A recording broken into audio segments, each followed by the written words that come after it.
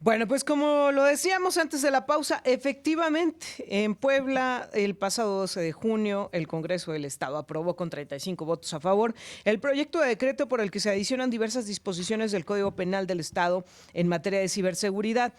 Y si nos quedamos con la descripción del proyecto, sonaba bastante bien cuando Sí. decían entre los delitos tipificados se iban a enfocar en temas como usurpación de identidad digital, un problema muy fuerte hoy Sí. día, el grooming, por supuesto, Ujú. el espionaje digital, pero el problema viene en el denominado ciberasedio y la forma en la que falta definirlo dentro de esta ley y lo que podría significar, porque ese ciberasedio podría ir desde una ligera crítica a una persona, Hasta a una decisión gubernamental, hasta pues cuestiones que sí son obviamente consideradas ya como un acoso dentro de las redes sociales. Se está intentando vender la idea de que Puebla lo está haciendo bien y de que está haciendo punta de lanza en este tipo de regulaciones, pero ¿qué es realmente de fondo? Eso platicamos con Emilio Álvarez y Casa esta mañana. ¿Cómo estás? Muy buenos días, Emilio. Erika, muy buen día y por tu conducto un abrazo al auditorio de Altavox, un fuerte abrazo acá desde la Chilanga Banda. A ver, Emilio, pues de que hace falta regular el tema de las redes sociales y de los delitos cibernéticos, de eso no nos cabe duda. Pero hacer legislaciones ambiguas, amplias, en donde no queda con claridad que se está castigando, ¿a qué da lugar? ¿Cuáles son los riesgos? Literalmente déjame decirle en saque, sí urge regular, pero así no. Ok. Sí, pero así no. El problema es que establecieron un tipo penal tan poco asible, tan genérico, que se presta más bien a un instrumento de control y censura. Pero déjame dar un paso hacia arriba, poquito vamos de lo general a lo particular. No es un caso aislado. Si bien es la segunda vez en menos de 3 meses que Puebla es noticia nacional, no para bien, porque ya habíamos visto el desplante del gobernador Armenta, Ujú. esto más o menos convertido en extorsionador en una conferencia de prensa, ahora es el caso similar, pero se suma a lo que pasa en Campeche, donde la gobernadora Laida Sansores, en una lógica de gobernadora despótica, ahora persigue a la prensa. Hay un periodista que lo han condenado a que no ejerza 2 años su función, a cancelar la plataforma e incluso amenazan con quitarle su casa, una casa que construyó con un crédito Infonavit.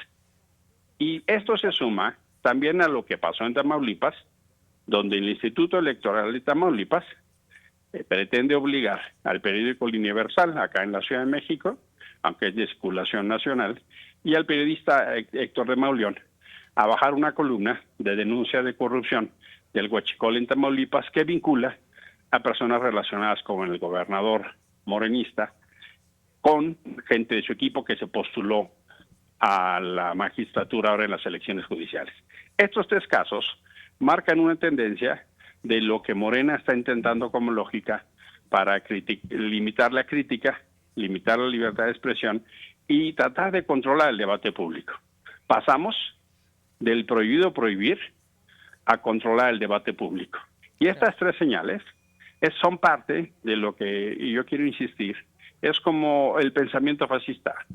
El pensamiento fascista es aquel que le dice a la gente qué puede opinar, dónde puede opinar y cómo puede opinar. Ujú. Y si no son aplausos, te vas a meter en problemas. Sorprende mucho, porque justo a partir del gobierno anterior, pero no se ha quitado la práctica, tienes gobernantes que insultan, calumnian o ofenden. La misma Laida Sansores le pone apodos a este periodista que está persiguiendo. Entonces, lejos de ser un instrumento que evite los abusos, los asedios, por ejemplo, para proteger niños y niñas, la manera en que lo están resolviendo no solo se presta a más abusos, sino que va a generar efectos no deseados, como cuáles. En las redes sociales, en todas, priva el anonimato, no te piden una identificación oficial. Entonces, lo único que van a propiciar es que aumente el anonimato y no van a disminuir los insultos ni los ataques, que suyo sea de paso, Erika, hay que subrayar que las más afectadas en muchas ocasiones son mujeres porque además de los insultos y la denostación, tienen contenido de violencia sexual en contra de las mujeres.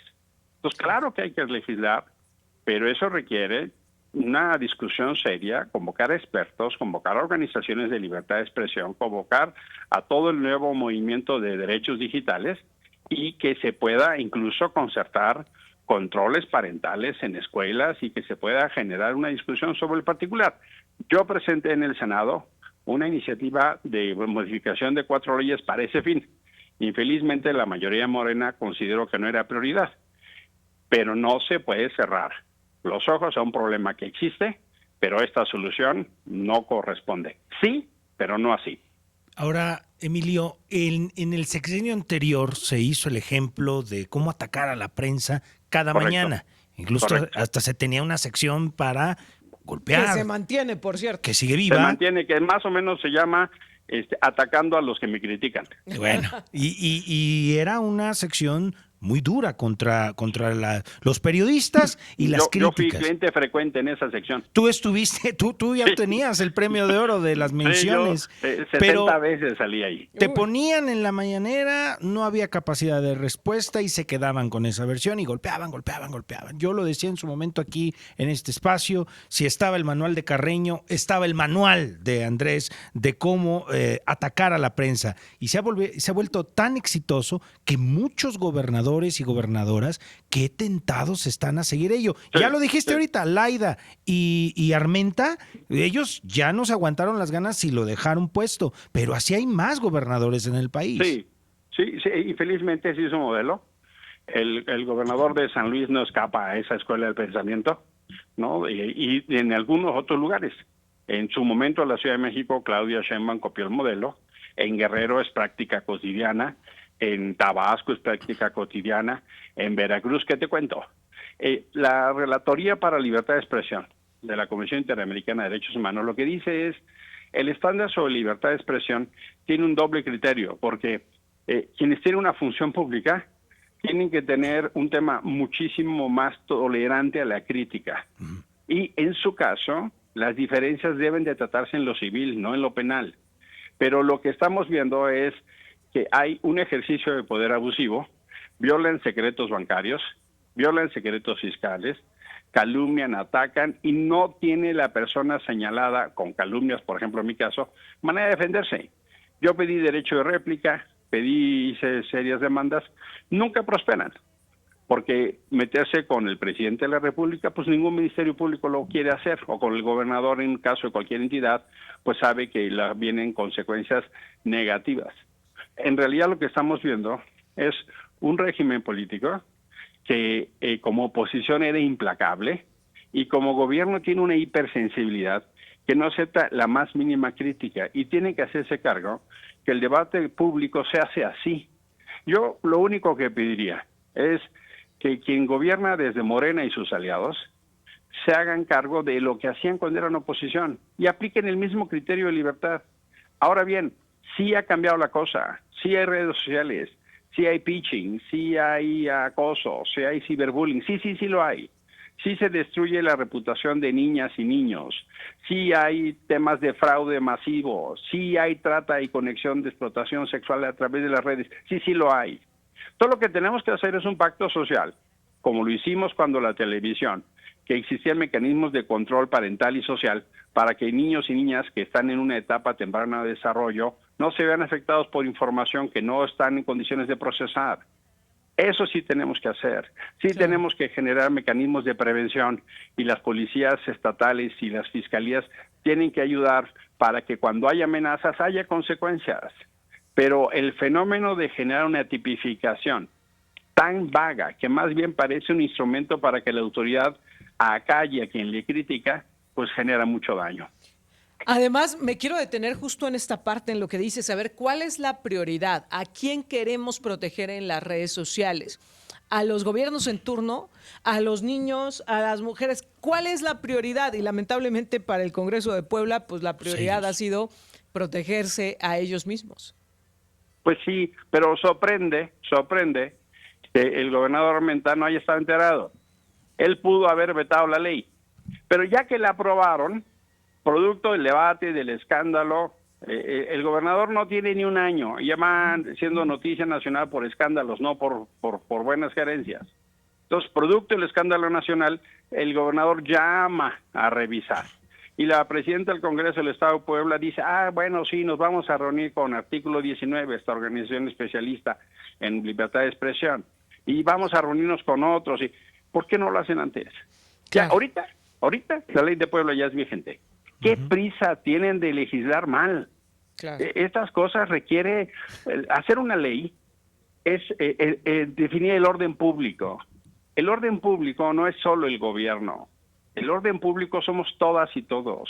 Son empresarios, son padres de familia, son niños, son organizaciones de la sociedad civil, son iglesias, son empresarios, son campesinos, son periodistas. El orden público somos todos, no solo los que están sentados en un curul legislando o con el gobernador que tiene a las mayorías para utilizarlas como planadora cuando se le pega la gana. Entonces, eso no están entendiendo que el orden público, para que vaya avanzando el país, requiere de dialogar, requiere sentarse a escuchar y entonces sí buscar las mejores soluciones. Los diputados no tienen por qué saber de todo, Erika, pero sí están obligados a escuchar a todos. Tendríamos que aprender de lo que está sucediendo en Estados Unidos con las protestas en defensa de los migrantes y la forma en la que han sido pues acalladas por parte del gobierno de Donald Trump, o porque habrá quien diga, no, hombre, eso es muy lejano, allá están violentando derechos, pero a ¿cómo ver, se parece? ¿se parece o no se parece? ¿Estamos cerca o no estamos cerca de algo así? Es un así? espejito, nada más que más grande, ¿no? Y mira, por eso tenemos que entender, la libertad de expresión es el oxígeno de la democracia. Si tú estrangulas la libertad de expresión, estrangulas a la democracia. Me hago cargo que si hay alguien que comete excesos, que difamas y que tienes derecho a la reputación y al buen nombre, sí. Y puedes perfectamente buscar las instancias civiles para eso. Pero eso es a posteriori, no a priori. Eso está más que establecido en el derecho internacional de los derechos humanos. Eso ya es una práctica y una convención. Acá estamos dando señales peligrosas de un régimen que es intolerante a la crítica y que busca controlar el debate público. ¿Te acuerdas, Emilio, cuántos años hubo en este país un solo noticiero nacional? Hombre, era la verdad oficial. Claro. Y ahora quieren que todos los noticieros se escuchen igual. Quieren que todos los noticieros se escuchen igual. A quien critica o ataca lo tratan de bloquear en redes sociales. Pasamos de las benditas redes sociales a las controladas redes sociales, ¿no? Estamos viviendo un contexto absolutamente regresivo en materia de libertades y derechos. Por eso es tan importante que quien nos escucha te podrá decir, ¿y esto a mí qué? No, pues sí te incumbe, porque esto tiene que ver con las cosas que tú quieras y puedas decir en el Facebook o en el TikTok o en el Instagram. Y que te hagas cargo de lo que dices, de manera tal que puedas decir lo que consideres, incluida la crítica al gobernante, y no estés muerto de miedo que el día de mañana te llegue el SAT o los golpeadores. Ahora, pensando precisamente en el tema de las redes sociales y los alcances que tienen, y yo te preguntaría también, siendo prácticos, ¿alguien ha logrado regularlas? ¿Alguien ha logrado más o menos acercarse a la regulación de las redes sociales? No, yo me eché más de 2 años de discusión con organizaciones de niños y niñas y adolescentes, con organizaciones de libertad de expresión y con gente especialista en educación. Y llegamos a la conclusión de que era casi imposible. Tienes que hacer una concertación con plataformas, con proveedores, con reguladores. Pero entonces, ¿qué es lo que toca? Que aquellos que trabajan con niños y niñas tengan mecanismos de protección, por ejemplo, en escuelas, por ejemplo, en gimnasio, por ejemplo, en clubes, por ejemplo, en estos lugares deportivos donde van niños y niñas. Entonces, ahí incrementas los controles parentales. ¿Existen en las plataformas controles parentales? Sí, pero mientras los niños sepan más de tecnología que los papás, difícilmente los papás lo van a poder controlar. Conozco cualquier infinidad de adultos que de repente suena el teléfono y no lo pueden apagar porque su hijo les cambió el tono y no saben cómo hacerlo. Y conozco adultos mayores que no pueden ver la tele si no está el nieto. O sea, sí hay un cambio de paradigma. Pero entonces hagámonos cargo de esos desafíos y no queramos resolver un problema más o menos queriendo resolver a cañonazos y no resolviendo el problema real. ¿A quién hay que proteger esencialmente? A los niños y a las niñas. Punto. Emilio Álvarez y Casa, como siempre te agradezco mucho que nos permitas platicar contigo y tocar estos temas que además si nos vamos a mayor profundidad, pues podríamos incluso abrir justo esta reflexión que tú ya ponías sobre la mesa, ¿no? El tema de las redes sociales, de las nuevas tecnologías o como les queramos llamar, pues tiene que ver más con educación que con prohibición. Pero pues es más sencillo prohibir que educar, ¿no? Es correcto, correcto. Y se cree que es más fácil, pero generalmente lo único que hace es complicar más. Te agradezco como siempre, Emilio. Un abrazo, buena semana. Igualmente para bien. ti, muy buenos días.